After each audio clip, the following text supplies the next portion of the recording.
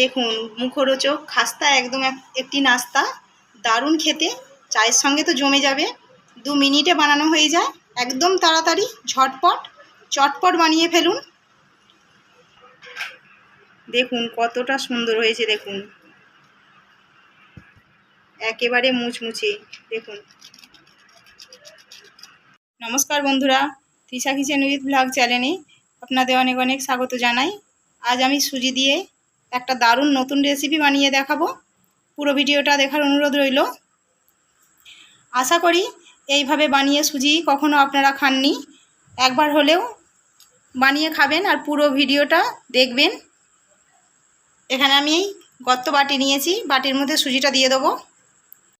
সুজিটার কোনো মাপ নেই, আপনারা যতটা পরিমাণে বানাতে চাইবেন ততটাই বানাতে পারবেন। আমি এখানে এই বাটির 1 বাটি নিয়েছি। সুজির মধ্যে আমি কিছু উপকরণ দেবো। এত সুন্দর খেতে লাগে বন্ধুরা, আমি একবার বানিয়ে খেয়ে দেখেছি, দারুণ লাগে, সেই জন্য আপনাদের সঙ্গে শেয়ার করলাম। এখানে আমি 4টে কাঁচা লঙ্কা নিয়েছি, কুচিয়ে নিয়েছি। ধনেপাতা কুচিয়ে আমি ভালো করে ধুয়ে নিয়েছি, দিয়ে দেবো।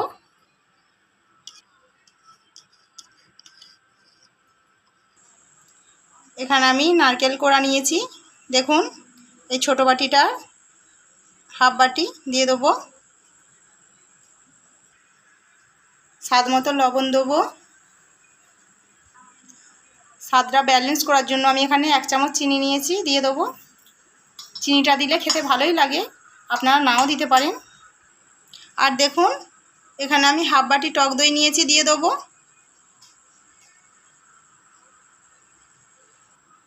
টক দইটা আমি একটু ফেটিয়ে নিয়েছিলাম।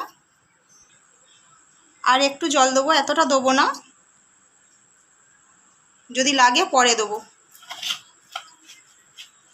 সুজি তো লেগেই যাবে।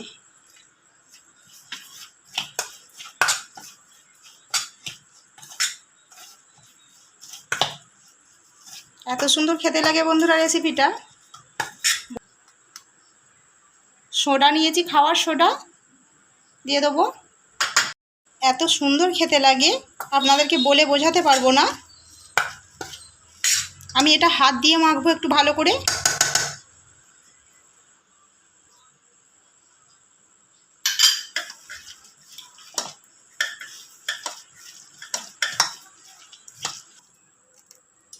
আমি সামান্য পরিমাণ এখানে গোটা জিরে নিয়েছি, গোটা জিরেটা দিয়ে ভালো করে মাখিয়ে নেব।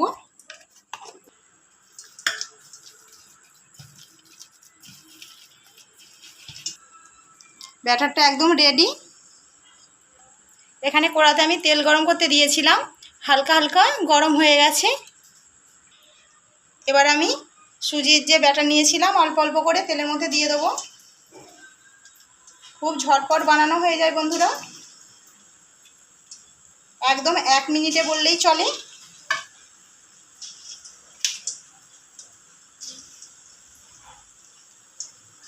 একবার খেলে এর স্বাদ কখনো ভুলতে পারবেন না, বারবার খাবেন বানিয়ে।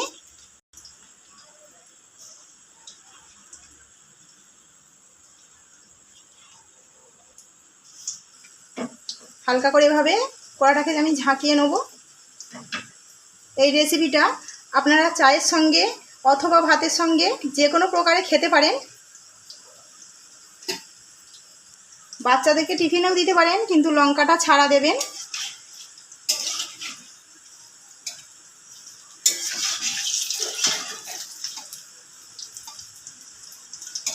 দেখুন এক পিঠটা গোল্ডেন কালার এসে গেছে, সেই জন্য আমি উল্টে দিচ্ছি।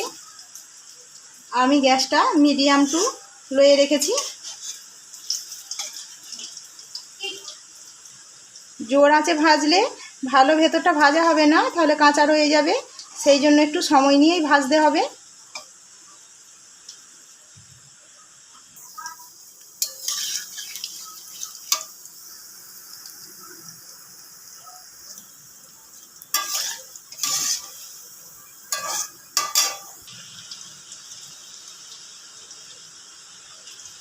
দেখুন বন্ধুরা, সুজির এই পকোড়াগুলো সামনে থেকে দেখলে একদম মনে হবে মাছের ডিমের পকোড়া।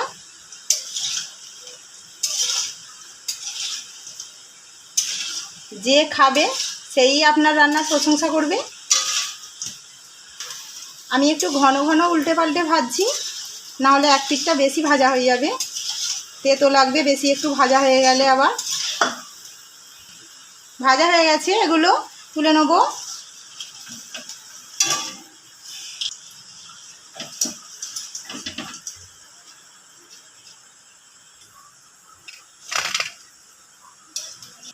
দেখুন বন্ধুরা, রেসিপিটাতে কিন্তু খুব একটা তেল বেশি টানেনি, যতটা দিয়েছিলাম ততটাই আছে।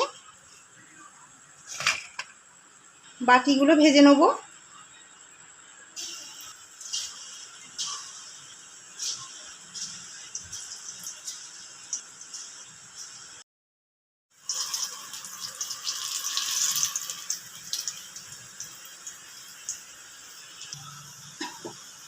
এইগুলো ভাজা হয়ে গেছে, তুলে নেব।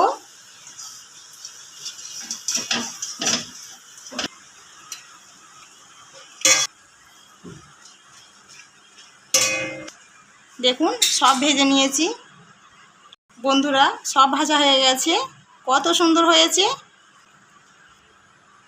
দেখেই খেতে ইচ্ছে করবে।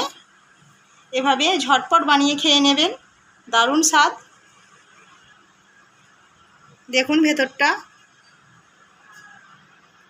কতটা সুন্দর, দেখুন একদম তুলোর মতো নরম, ভেতরটা স্পঞ্জি হয়েছে।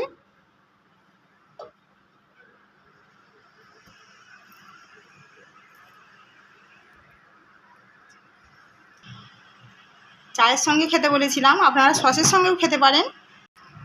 দেখুন কতটা খালি খাস্তা হয়েছে, দেখুন আওয়াজটা শুনতে পাচ্ছেন।